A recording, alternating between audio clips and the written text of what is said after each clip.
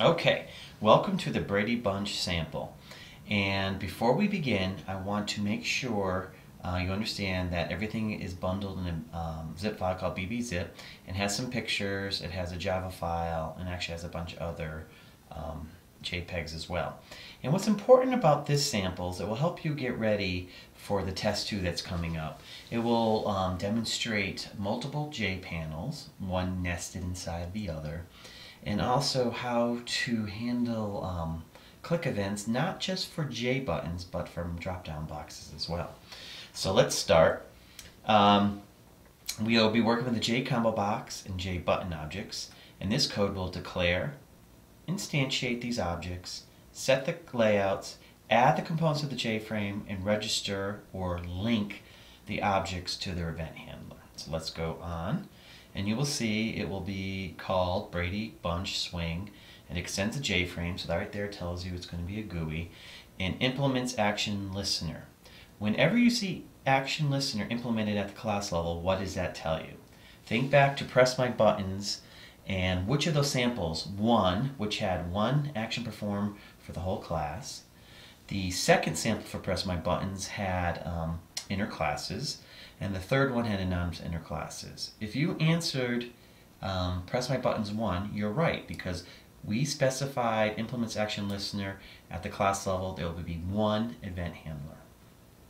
Okay, so we have a text field that we declare and instantiate, and it's called JText field. We declare and instantiate a J combo box called JCB font box and JCB font box size. And then we have a panel called main, we have the family, and we have the north. So you know in the constructor is where you build all these screen components, add them to the different panels, add them to the container, and show the user. So we take the title coming into the constructor, and we set the title on the actual J-frame. And notice we call the super, which is the parent class in J-frame, to set the title. We set the size, and we do set default close operation. Now this is a little different than what we've done in the past. I just want to come back to it, because in the past we would set title. We can also call the super, which is calling the parent, in this case the J-frames constructor, which will set the title.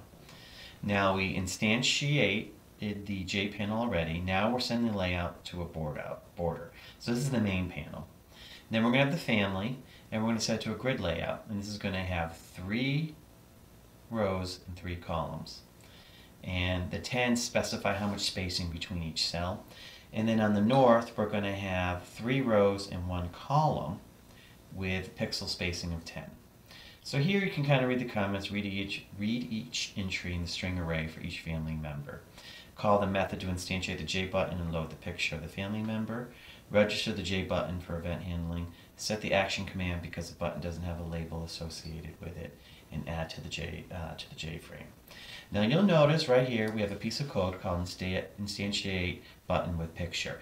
It is a method, and we need to call it 9 times. So instead of repeating the code 9 times, what we're doing is we're passing in text to this method, and it's going to do all these things above. Now this is a good lead-in because we're going to be talking about methods this week. I could have easily repeated the code 9 times, but it was easier to put it into an instantiate button with picture method. So let's go down and take a look at that. And we go down a little more. And here we are. Notice it's private, which means only this class can use it. That's a form of encapsulation. Void means it doesn't return anything. An instantiate button with picture is the name of it. And as you know, we've called it 9 times from above. And we take a string coming in. So for every name that's passed in, we load a new image into the image icon. And it's the name that was passed in. So for example, it would be Marcia, Greg, etc. We take then the value. We concatenate JPG for JPEG.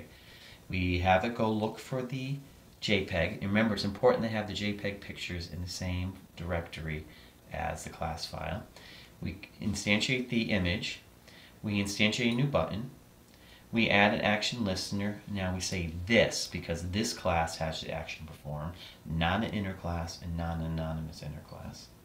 We set the action command to the name that was passed in, such as Marcia. And then we finally add it to the family panel. Notice we add it to the family panel. Okay? So we're going to call this 9 times. So let's hop up back here. And then, of course, we call Marcia, Mike, Greg, because we're building it from left to right. And then this would be the second row, Jan, Alice, Peter, and the third row. And then notice here, this is actually a pretty cool thing. What we're doing is we're asking the environment or the JVM we're running on to get the local graphics environment and get the available fonts. So remember good old arrays? What we're basically doing is we're building an array of all the graphics or the fonts that are loaded on the machine, and we're using the for loop to do it.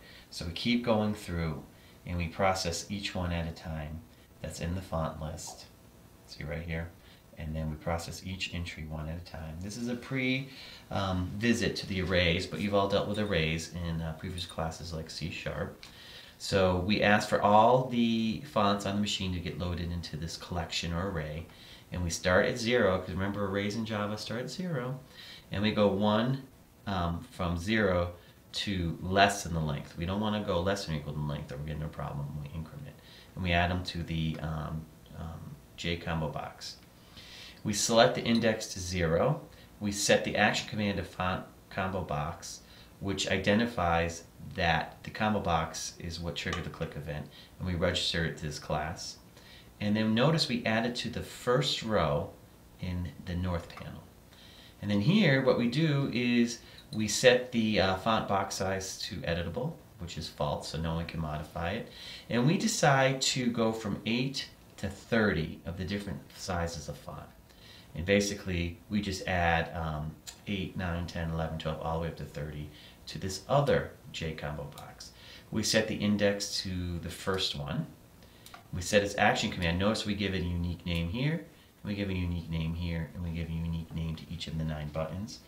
We register or link that this J combo box to this class will handle all click events, and we add that to the north panel. And we finally do one more thing. We add a text field to the north panel as well. And then we take the north panel and we add it to the top of the main, and then we take the J panel family and add it to the center. And then we take the panel main and we actually add it to the content and we set it to visible.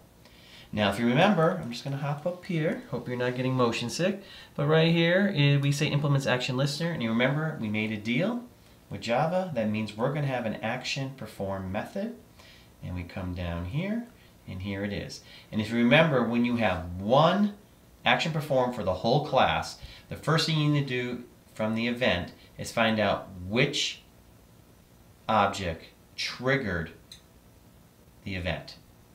So for example, we have 9 buttons and 2 J combo boxes. So any one of those 11 could have triggered the event. So we have to figure it out. So what we do is we say, is it the font combo box or the font combo box size?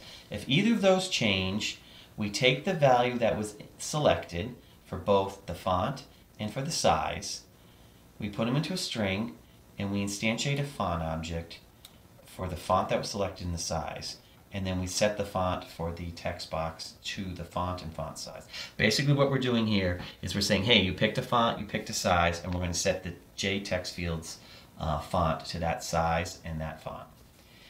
If it wasn't the font combo box nor the font combo box size, we're going to check to see, was it the Mike button, the Greg button, the Peter or Bobby, and we set the foreground color to blue.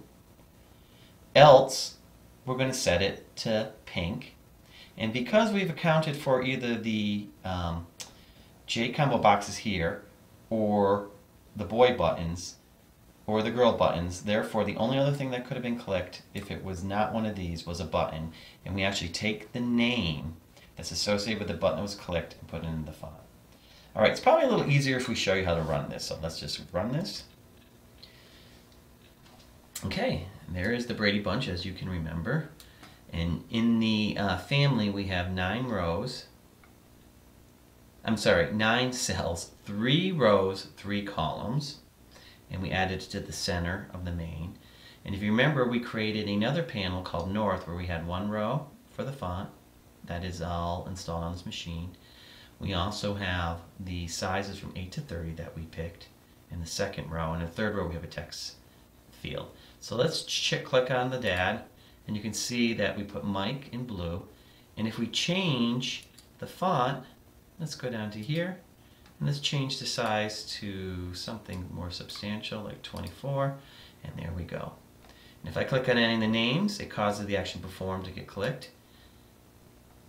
Not the click, but to be executed. We clicked on the Greg button. And remember when we instantiated the Greg button, we linked the word Greg or text Greg to the button. So when you click on it, Greg pops up.